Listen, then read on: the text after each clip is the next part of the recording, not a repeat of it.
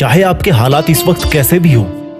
इस वीडियो के अंत में आप में से अधिकतर लोग ये जान जाएंगे कि चाहे कोई भी बुरी से बुरी सिचुएशन हो, उसमें खुश कैसे रहना है। दोस्तों वीडियो थोड़ा सा लंबा है, लेकिन क्योंकि खुशी तो अनमोल होती है, तो आई थिंक इतना लंबा वीडियो तो बनना ही था। तो आज की सबसे बड़ी समस्या ये नहीं है कि मेरे पास पैसा नहीं है, अच्छा रिलेशनशिप नहीं है या जीने का मकसद नहीं है, बल्कि आज की सबसे बड़ी समस्या ये है कि हम सब चीजों को खुशी के ऊपर रखते जाते हैं। यानी कि हर चीज ठीक ठाक होने के बाद भी हम खुश नहीं हैं। आप मेरी बात से शायद सहमत ना हो, लेकिन यह सत्य है कि खुश रहना एक आदत होती है। यह कोई ऐसी पराई चीज नहीं है जो आप किसी से मांग सकते हो या खरीद सकते हो। यह ठीक उसी प्रकार से एक आदत होती है जैसे किसी को एक्सरसाइज करने की आदत होती है, किसी को सुबह देर तक सोने की आदत होती है, किसी को गाने सुनने की आदत होती है। और ये तो आपको पता ही होगा कि आदत कौन बनाता है।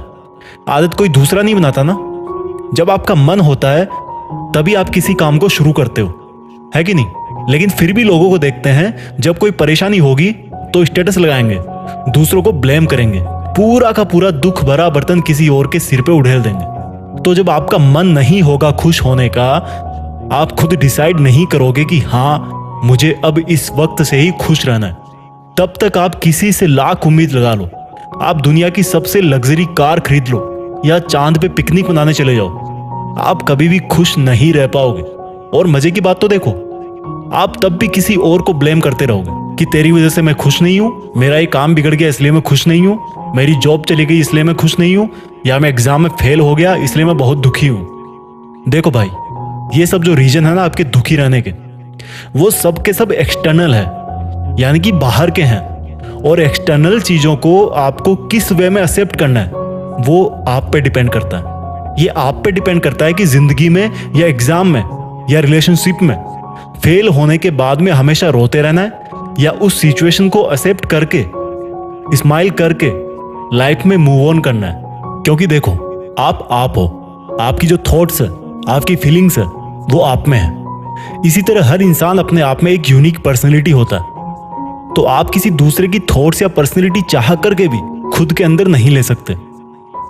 तो दूसरी पर्सनैलिटीज या दूसरे हालात भी बदल करके आपकी तरह नहीं हो सकते। और यहां से एक बात निकल के आती है, एक्सेप्टेंस।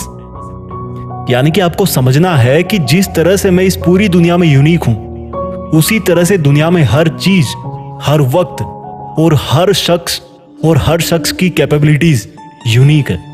तो आपने इस तरह से एक्सेप्ट कर लिया कि मैं यूनिक हूं, मैं अपने आप को किसी से कंपेयर नहीं करूंगा, ना किसी से मुझे कोई जलन है।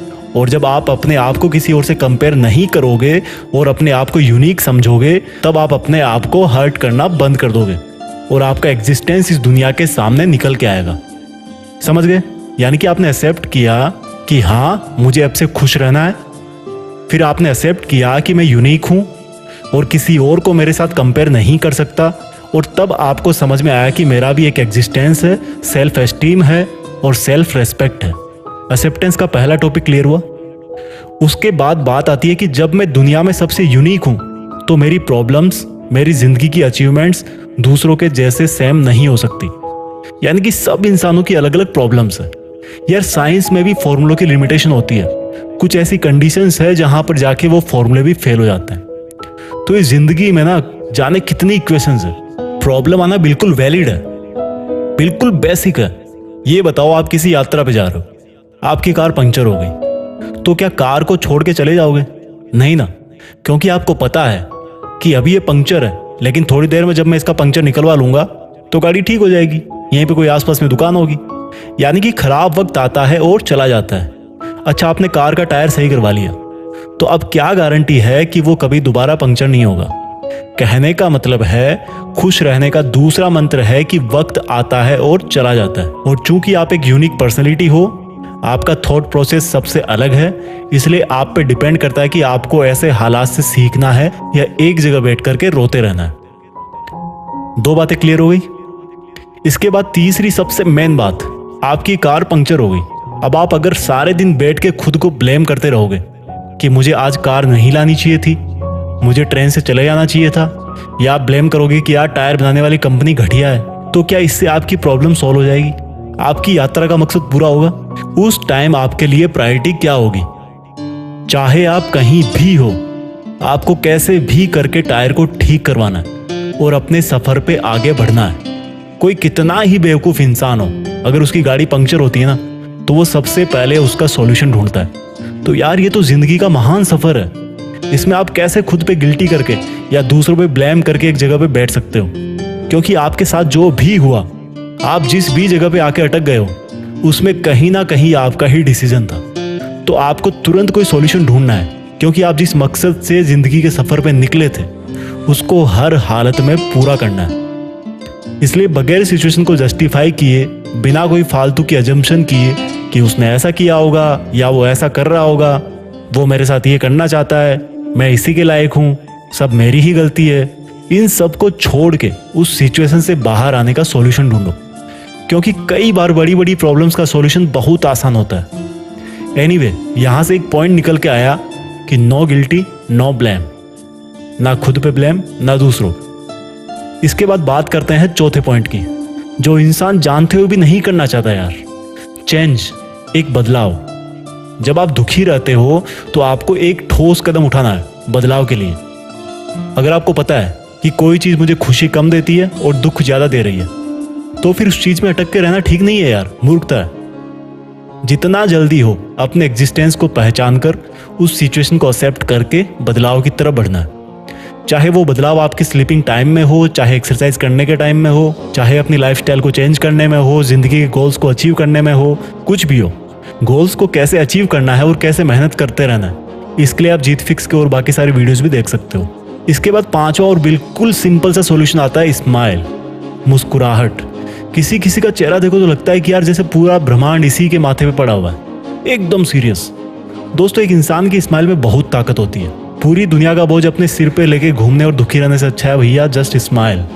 क्योंकि स्माइल करोगे तो आप खुश दिखोगे, और जब आप खुश दिखने की कोशिश करोगे तो आपको खुश रहने की आदत पड़ेगी। हर हालात में मुस्कुराने की आदत पड़ जाएगी। और जैसा कि मैंने इस वीडियो के शुरू में ही कहा था कि खुश रहना ठीक उसी तरह से एक आदत है जैसे कि सोना, एक्सरसाइज करना, घूमना फिरना। तो लास्ट में एक बार फिर से मैं रिवाइज कर देता हूँ कि किन 5 मिनिमम पॉइंट्स को हमेशा अपने रूटीन में लाके आज से खुश रहने की शुरुआत कर सकते हो।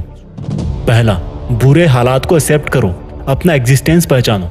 दूसरा, अच्छा और बुरा टाइम एक टायर की तरह है, जब तक टायर घूमता रहेगा सुख दुख आते रहेंगे और जाते रहेंगे। तीसरा, नो गिल्टी नो ब्लेम, यानी कि ना खुद को दोष और ना ही दूसरों को, क्योंकि जो कुछ भी आपके साथ होता है उसमें कहीं ना कहीं आपका डिसीजन जरूर होता है। इसलिए माफ करना सीखो, खुद को भी और दूसरों को भी। चौथा और सबसे जरूरी, आज से अपनी जिंदगी में पॉजिटिव बदलाव लाना शुरू करो, अपने जीने का मकसद पहचानो। पांचवा और इस वीडियो का आखिरी टिप कि यार हालात कैसे भी हो, एक स्माइल तो बनती है दोस्त। तो आई होप आपको इस वीडियो से कुछ सीखने को मिला होगा। घुमा फिरा के बात है खुद के अंदर झांकने की, अंदर ही सॉल्यूशन ढूंढने की। इसलिए हमेशा कुछ अच्छा करो, देश में अपना नहीं बल्कि दुनिया में देश का नाम करो। जय हिंद, वंदे मातरम।